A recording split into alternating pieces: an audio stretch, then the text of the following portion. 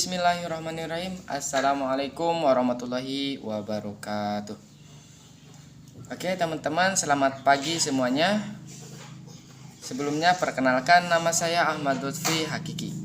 Pada kesempatan kali ini saya akan belajar membuat video mengenai pembahasan materi. Tujuan dari pembuatan video ini yaitu untuk memenuhi tugas kampus. Materi atau tema yang saya ambil yaitu mengenai keterkaitan teknologi informasi dan komunikasi dalam pendidikan. Oke, sebelum lanjut ke pembahasan materinya, alangkah baiknya teman-teman like, komen, dan subscribe. Oke, tunggu apa lagi? Kita langsung saja ke pembahasan materinya. Oke teman-teman, di sini saya akan menjelaskan pengertiannya terlebih dahulu. Sebelumnya mungkin teman-teman sudah pada tahu ya apa itu TIK, yaitu Teknologi Informasi dan Komunikasi. TIK adalah sebuah media atau alat bantu yang digunakan untuk transfer data, baik itu untuk memperoleh suatu data atau informasi maupun memberikan informasi kepada orang lain, serta dapat digunakan untuk alat berkomunikasi baik satu arah ataupun dua arah. Begitu ya teman-teman. Oke, selanjutnya di sini ada peranan TIK dalam pendidikan. Yang pertama, TIK sebagai skill dan kompetensi. Penggunaan TIK harus profesional. Maksudnya TIK bisa masuk ke semua lapisan masyarakat, tapi sesuai dengan porsinya masing-masing. Selanjutnya yang kedua, TIK sebagai infrastruktur pembelajaran. Yang ketiga, TIK sebagai sumber bahan belajar. Yang keempat, TIK sebagai alat bantu dan fasilitas pembelajaran. Yang kelima, TIK sebagai pendukung manajemen pembelajaran. Dan yang terakhir, TIK sebagai sistem pendukung keputusan. Nah, itu dia ya teman-teman, peranan TIK dalam pendidikan. Hanya ada 6 poin. Oke, yang selanjutnya di sini ada dampak positif dan negatif TIK dalam bidang pendidikan. Dampak positifnya, yang pertama, informasi yang dibutuhkan akan semakin cepat dan mudah diakses untuk kepentingan pendidikan. Yang kedua, inovasi dalam pembelajaran semakin berkembang dengan adanya inovasi learning yang semakin memudahkan proses pendidikan.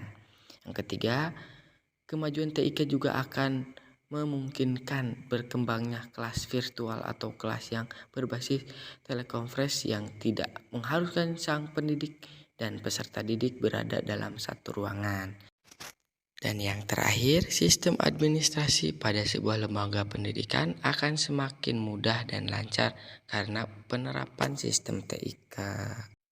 Oke, selanjutnya dampak negatifnya.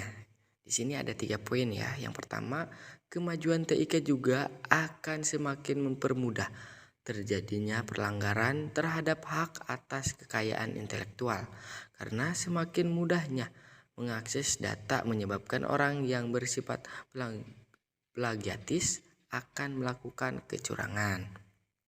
Yang kedua, walaupun sistem administrasi suatu lembaga pendidikan bagaikan sebuah sistem tanpa celah, akan tetapi jika terjadi suatu kecerobohan dalam menjalankan sistem tersebut akan berakibat fatal. Selanjutnya yang ketiga, salah satu dampak negatif televisi dan handphone adalah melatih anak untuk berpikir pendek dan berkonsentrasi dalam waktu yang singkat. Nah, selanjutnya ada solusinya juga ya teman-teman untuk mengatasi dampak negatif dalam bidang pendidikan. Nah, apa aja sih solusinya? Mari kita simak ya teman-teman. Yang pertama, menghindari penggunaan telepon seluler berfitur canggih oleh anak-anak di bawah umur dan lebih mengawasi pemakaian ponsel. Yang kedua, mewaspadai muatan pornografi, kekerasan, dan tayangan mistis. Yang ketiga, memperhatikan batasan umur penonton pada film yang tengah ditayangkan. Yang keempat, menghindari penempatan TV pribadi di dalam kamar. Yang kelima, mewaspadai muatan pornografi digital, online maupun offline.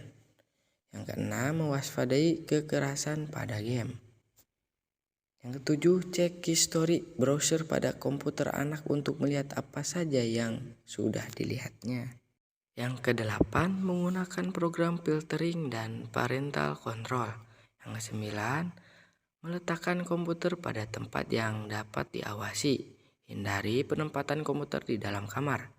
Dan yang terakhir yaitu ke-10, perbanyak buku yang bersifat edukatif di rumah.